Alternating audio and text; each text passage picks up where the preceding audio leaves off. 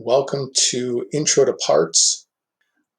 We're going to look at our next orthographic and isometric drawings to identify our part that we need to take this orthographic drawing and create this 3D rendering.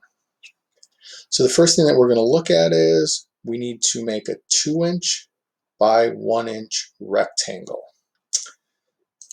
So we're going to come to OnShape, create our sketch. We're going to draw that front view.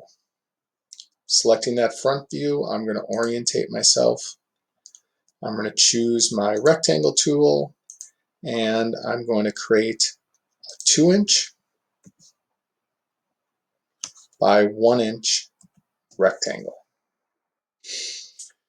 Now if I look back at my drawing, I can see my extrusion on this in my top view is a 1/4 inch. I'm going to click extrude. Again, I'm extruding this face and I'm extruding it 0.25 inches. Green check mark to close that out. I can then use my navigation cube to gain perspective. Now, I know you're going to see that this isn't actually a rectangle, that I have a curved edge here. So I'm going to come up here to my fillet tool. I'm going to select my fillet tool, and what the fillet tool does is it rounds an edge. I know I can see in that drawing that my bottom right edge has a 1/4 inch radius.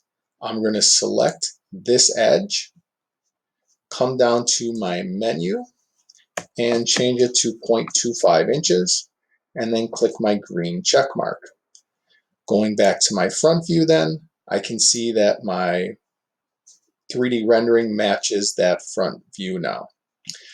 I also can see that I have a hole with a 1/2 inch diameter that is 1 inch centered horizontally and a 1/2 inch centered vertically.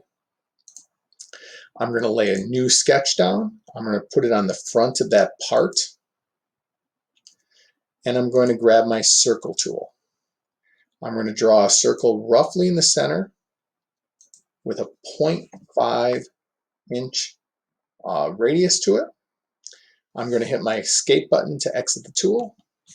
Now I'm going to click on my dimension tool. I need to dimension it from the center to the side 1 inch, and from the center to the top 0.5 inches. Again, I'm going to click on my extrude button. I'm going to select that face, and instead of adding, I'm going to remove it. What we're going to notice is I'm going to gain perspective on this. I'm going to extrude it 0.5 inches, which is the 0.25 inches, which is the thickness. Green check mark to make it happen, and I've now created my part.